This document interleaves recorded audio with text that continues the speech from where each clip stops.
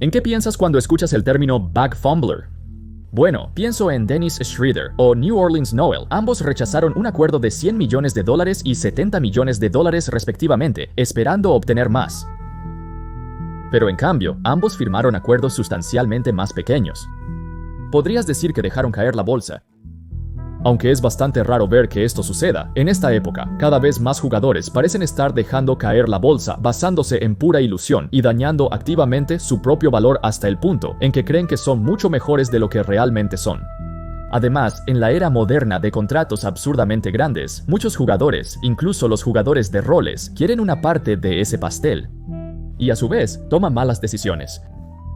En este video, vamos a echar un vistazo a 4 de los mayores perdedores de bolsas en tiempos recientes, y para estos chicos, perdieron tan fuerte que podrían no recuperarse nunca, con la posibilidad de caer completamente fuera de la NBA.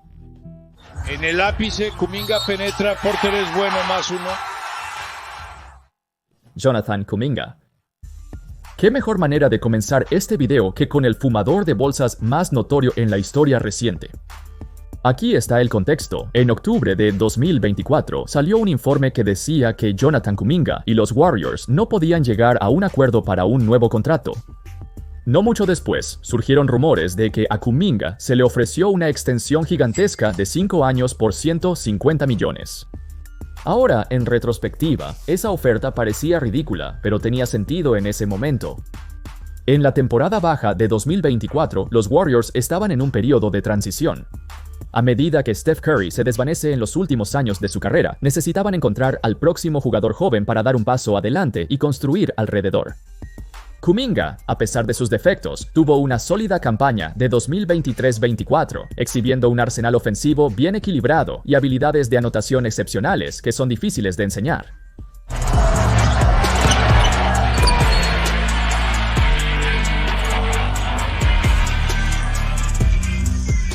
Tenía un sentido natural para meter el balón en la canasta. Con sus esperanzas de competir por el campeonato disminuyendo, podrían intentar y retener una posible pieza joven de esta franquicia para los años venideros. Excepto que Kuminga rechazó esta oferta y quería una extensión máxima para ser pagado más de $200 millones. Básicamente, quería la misma extensión que su compañero de draft Kate Cunningham obtuvo, 5 años, $224 millones o algo cercano a eso. Aunque parece absolutamente delirante que él piense que puede obtener tanto, siento que la temporada 2024-25 fue configurada perfectamente para que Kuminga diera un salto. Con Klay dejando a los Warriors y Steph tomando menos tiros que antes, se creó un vacío de anotaciones en la plantilla, un vacío que Kuminga estaba ansioso por llenar. Lamentablemente para él, todo lo que posiblemente podría haber salido mal, salió mal. Primero, Kuminga tuvo un comienzo de temporada muy desordenado. En sus primeros 20 juegos del año, solo promedió 14 puntos por juego, en menos de 20 minutos por juego. Su tiempo de juego fluctuó y disminuyó significativamente, en gran parte debido a su propio error. Steve Kerr lo sacaría tan rápido, y ni siquiera vería minutos en el cuarto trimestre debido a la cantidad de lapsos defensivos, rotaciones perdidas o simplemente visión de túnel completa y su negativa a pasar. El tipo promedió menos de 2 asistencias en sus primeros 20 juegos, y esto obstaculizó su tiempo de juego durante el resto del año. En lugar de trabajar para mejorar sus debilidades durante el verano, se hicieron mucho más pronunciadas y notables, y su margen de maniobra se redujo aún más. En segundo lugar, para empeorar las cosas, se lesionó en el peor momento posible. Steve Kerr finalmente comenzó a confiar en Kuminga, y él obtuvo más minutos. El tipo estaba promediando 30 minutos por partido hasta su lesión el 4 de enero. Esta lesión y esguince de tobillo, que quizás no parecían tan graves, lo dejaron fuera de juego por más de 20 partidos. En tercer lugar, para cuando regresó, los Warriors habían pasado por algunos cambios importantes.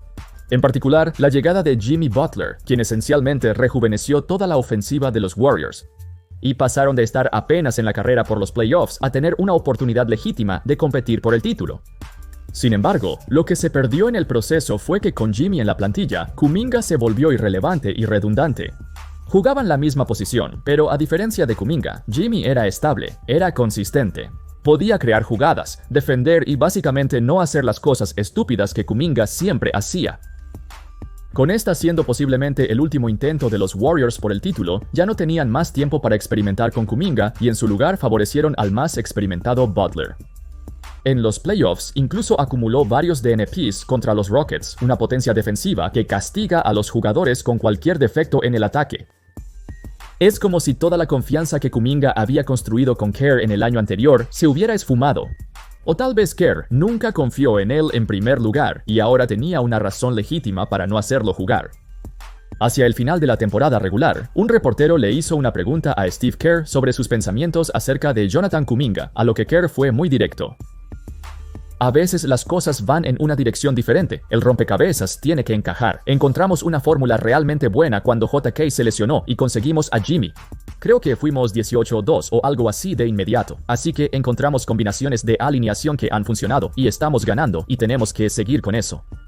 Es brutal para JK, realmente lo es. Es un jugador joven, quiere jugar y definitivamente tiene el talento suficiente para jugar, definitivamente siento por él. Aunque los números de Kuminga no parecen terribles en papel, su impacto negativo es más visible en los números de encendido y apagado. Cuando está fuera de la cancha, los Warriors tienen una calificación neta de más 4.33, cuando está en la cancha, solo más 0.59. Con su calificación ofensiva siendo la caída más notable, esto cumple con la prueba visual, ya que cuando lo ves o cuando los fanáticos de los Warriors lo ven toda la temporada, a veces es exasperante verlo. Para un equipo veterano como los Warriors, este tipo de errores son imperdonables. Aunque Steve Kerr también ha recibido críticas por su correa demasiado estricta con Kuminga, por ejemplo, en los playoffs, ¿por qué se debería permitir que Brandon Podziemski falle cada tiro que está tomando y aún así permanezca en el juego, y sin embargo, Kuminga es relegado después de un solo error? En sus ojos, está bien si estás fallando tiros siempre y cuando esos tiros estén dentro del flujo del ataque. Mientras que Kuminga es más un jugador de ISO y por cada error que comete es porque arruina el flujo del ataque y se sale completamente del plan de juego. Sin embargo, la temporada 2025 no fue amable con Kuminga y esa extensión de 150 millones probablemente ya no está en la mesa. Caleb Martin. La última vez que Caleb Martin fue relevante probablemente fue durante las finales de la Conferencia Este de 2023. En el camino, reloj de tiro.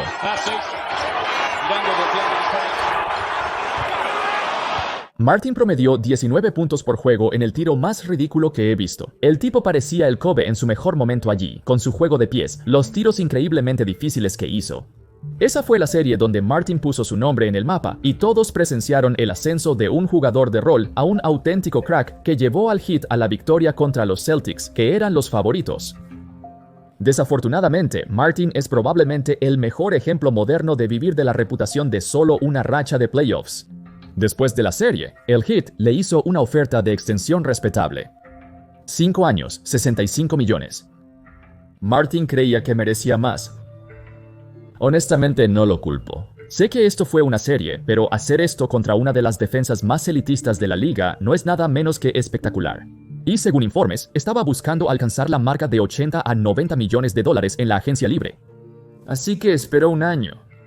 Y la temporada baja de 2024 también resultó ser una clase de agentes libres algo seca. Echa un vistazo aquí.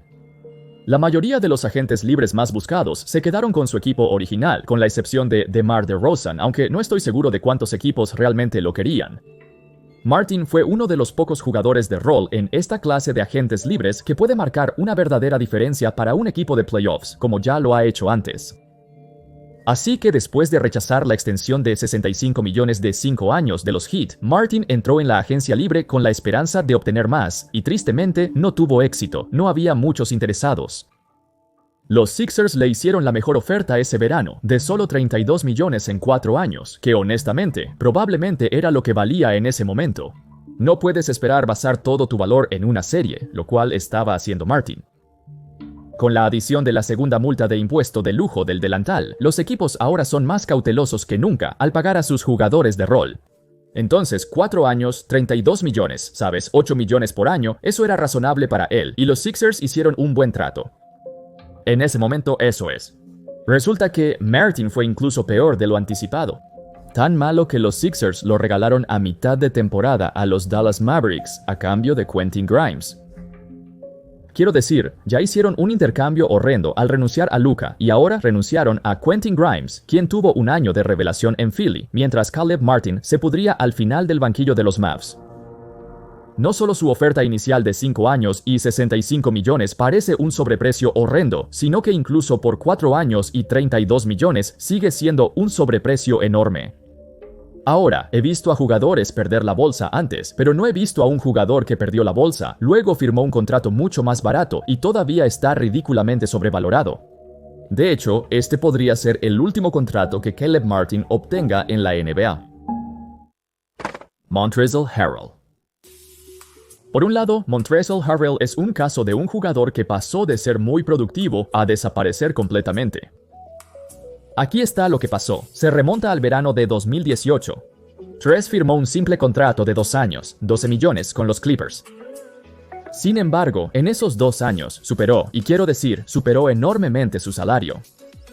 Jugó como un auténtico demonio saliendo desde el banquillo, parte de la bestia de 2 cabezas junto a Lou Williams, quien lideró a la banca de los Clippers para formar uno de los equipos más profundos de la liga. Incluso en su segundo año de contrato, ganó el premio al sexto hombre del año. Recuerdo intentar seguir los detalles de la agencia libre en aquel entonces, porque era un poco caótico con la pandemia y todo eso. Pero me hizo preguntarme por qué Harrell nunca fue recontratado por los Clippers. Después de ganar el premio al sexto hombre del año y tener la mejor temporada de toda su vida, te imaginarías que los Clippers querrían renovarle el contrato y mantenerlo, ¿verdad? Bueno, había muchos otros problemas con su juego que básicamente lo hicieron injugable en los playoffs. En particular, su atroz conciencia defensiva, su pobre visión de la cancha y su incapacidad para disparar más allá de 5 pies. ¿Qué piensas sobre él simplemente saliendo y diciendo que los Clippers realmente no querían que volviera? Arruinó parte de su valor jugando mal. En los playoffs, vas a ver a muchas personas consiguiendo grandes acuerdos esta temporada baja. La razón por la que no consiguió un acuerdo a largo plazo es porque era un riesgo defensivo hasta el punto de que tuvieron que sacarlo del juego. Harrell también rara vez pasa el balón y esta combinación de defectos llevó a que se le expusiera año tras año en los playoffs. Quizás el término comerciantes de temporada regular pueda usarse para describirlo. Por eso los Clippers se negaron a volver a firmarlo. Sin embargo, sí recibió una oferta. Según Brad Turner de Entertainment and Sports Programming Network, los Charlotte Hornets le ofrecieron una cantidad sustancial de dinero. 4 años, 80 millones. 20 millones al año para el sexto hombre del año parece un trato razonable. Pero lo rechazó y decidió unirse a los Lakers en un mísero contrato de 2 años por $19 millones. Algunos reporteros se preguntaban, ¿Harrell firmó con los Lakers solo por la oportunidad de ganar el campeonato? Acaban de ganar el título en 2020, y quizás él buscaba ayudarles a repetir, pero siento que eso no tiene sentido, porque hasta ese punto solo ha ganado $16 millones en toda su carrera en la NBA hasta ahora, por lo que rechazar $80 millones parece improbable. Harrell estaba en su mejor edad para obtener un gran día de pago, por lo que no parece el momento adecuado para perseguir un campeonato. Es aún más extraño cuando consideras que nació y creció en Carolina del Norte, por lo que jugar en Charlotte le ayudaría a estar cerca de casa. Parecía la situación ideal para que él aceptara su oferta. Quizás quería hacer un Malik Monk. Al firmar un contrato más pequeño con los Lakers, puede brillar más en el gran escenario. O tal vez es porque está representado por Clutch Sports y ellos lo convencieron de firmar con los Lakers por mucho menos dinero para darle más exposición. No sería la primera vez que Clutch perjudica a uno de sus clientes. Probablemente también por eso Harrell dejó Clutch poco después de que los Lakers lo traspasaran, porque sintió que le dieron malos consejos. De todos modos, para el 2023, Harrell quedó fuera de la NBA. Si hubiera aceptado la oferta de los Hornets, todavía estaría en la liga. Incluso si estaba obteniendo estadísticas vacías en un mal equipo, probablemente todavía obtendría otro contrato. Este es un error generacional de un jugador de rol que fue mal orientado por sus propios agentes. D'Angelo Russell. Aunque ha ganado mucho dinero a lo largo de su carrera, D'Lo es el ejemplo principal de un jugador que perdió un pago aún mayor al optar por quedarse en lugar de salir. Después de una campaña 2023-24 con los Lakers, Russell registró una temporada fantástica, un récord personal en tiros de 3 puntos. A los 27 años, en la cima de su carrera, es hora de que le paguen de nuevo. Con una opción de jugador de $18 millones, el mejor paso a seguir después de una gran temporada como esta sería optar por no participar y firmar un contrato más largo y sustancial para garantizar su próximo día de pago. Desafortunadamente, al optar por la temporada 2024-25, D'Lo tomó un gran riesgo. Se sentía cómodo en los Lakers y quizás podría tener una temporada incluso mejor que antes. Ese fue su error.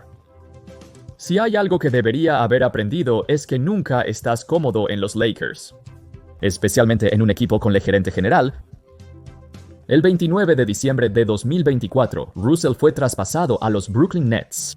Irónicamente, esta fue la segunda vez que los Lakers lo enviaron a Brooklyn, pero esta vez, realmente tuvo problemas en un equipo sin identidad.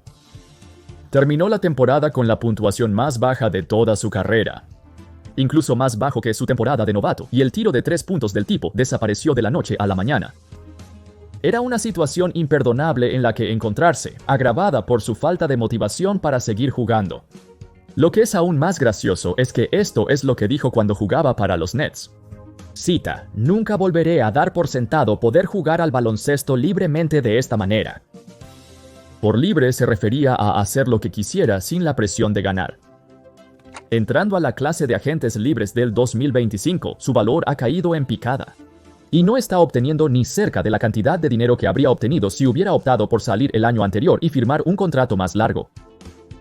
Muy pocas veces en la historia de la NBA vemos a un jugador dañar voluntariamente su valor al optar por su opción de jugador. Pero esta es una de esas veces. Y con consecuencias considerables. De todos modos, eso es todo, amigos. Esos fueron 4 de los mayores fumadores de bolsas en los últimos años. Avísame si puedes pensar en otros jugadores que hayan perdido la bolsa recientemente. Y déjame saber en la sección de comentarios. Muchas gracias a todos por ver. Espero que hayan disfrutado el video. Y por supuesto, como siempre, nos vemos la próxima vez. Paz.